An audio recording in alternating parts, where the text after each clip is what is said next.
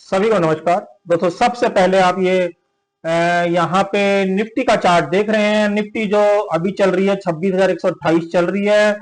2:25 हो रहे हैं और जिस तरीके से बाजार का आज का प्राइस एक्शन बना है, इस वाली कैंडल के बाद जो ये वाली कैंडल यहाँ पे बनी है, इस वाली कैंडल के बाद जो ये प्राइस एक्शन यहाँ पे दिखा रहा है, ये थोड़ा सा जब परेशान करेगा जब ये 26,050 के नीचे यहाँ पे सस्टेन करेगा। अदरवाइज ये जो सारा एरिया है जो मैं आपको हाईलाइट करके दिखाऊंगा, ये एरिया एक इसका हाई डिमांड एरिया है, जिसको बाजार जब तक नहीं तोड़ेगा तब तक बाजार के अंदर बिकवाली या ट्रेंड इसका चेंज यहां पे नहीं होगा। क्योंकि आप यहां पे देख रहे हैं ये 1 घंटे का चार्ट है। 1 घंटे का यानी यहां पे दिन में जो बनती है वो 7 कैंडल बनती है। तो ये एक कैंडल जो बनी ये पॉजिटिव बनी और उसके बाद बाजार के अंदर ये सेलिंग आपको देखने को मिली। जिस तरीके से हमने कल भी बात करी थी कि बाजार के अंदर एग्रेसिव बाइंग तभी आएगी जब बाजार 26,200 के ऊपर होल्ड करके सस्टेन होके चलेगा। मगर यहां पे आप देखेंगे 9:15 की जैसे ही पहली कैंडल इसके ऊपर बनी, उसके बाद ये थोड़ा सा इंट्राडे रिट्रेसमेंट आपको देखने को मिला। इसके मैं 2 रीजन समझ रहा हूं। एक तो आज सेंसेक्स की एक्सपायरी है और ऊपर से कल हॉलीडे भी है, तो बाजार के अंदर फ्राइडे और मंडे जो दोनों दिन है वो बहुत अहम रहने वाले हैं। अगर बाजार 26,050 के नीचे खुल जाता है तो ये एक सेलिंग को इनवाइट करेगा, और अगर ये 26,200 के ऊपर खुल जाता है तो ये बाइंग को इनवाइट करेगा फ्राइडे और मंडे के सेशन में, गैप अप वाले और गैप डाउन वाले केस में। तो आप 2 लेवल का बहुत ज्यादा ध्यान रखें, 26,050 और 26,200। ये बाजार की एक रेंज है 150 पॉइंट की। जहां पे भी बाजार एक साइड ब्रेक करेगा, या तो इस साइड या इस साइड, बाजार का ट्रेंड उसी साइड शिफ्ट हो जाएगा।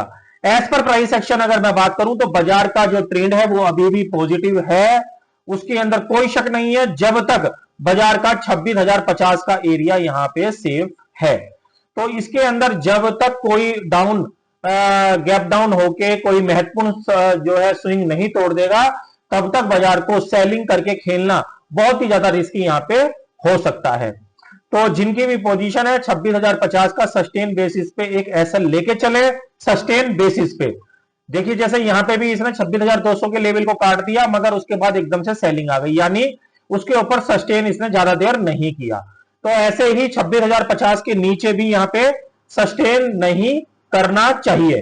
अगर ये सस्टेन नहीं करता है तो वापिस इस तरीके से इसमें तेजी का जो है मोमेंट हमको मंडे और फ्राइडे में देखने को मिल सकता है, क्योंकि ट्यूसडे की मंथली एक्सपायरी भी है सभी इंडेक्स की। तो इन सब चीजों का आप ध्यान रखें। बाजार के अंदर अभी जब तक 26,050 सेफ है तब तक बाजार के अंदर कोई भी सेलिंग करने से बचें, और 26,200 के आंकड़े का ध्यान रखें। इसके ऊपर एक एग्रेसिव बाइंग यहां पे शिफ्ट हो सकती है। ये बैंक निफ्टी का चार्ट है। बैंक निफ्टी के अंदर भी वही एक पैटर्न यहां पे चल रहा है। आप ये कह सकते हैं 58,500 और 59,500, ये 2 लेवल बाजार के अंदर बैंक निफ्टी के अंदर चल रहे हैं। और आप यहां पे देख रहे हैं कितना बेकार प्राइस एक्शन है, जो कि एक जिगजैग पैटर्न को ही इनवाइट कर रहा है।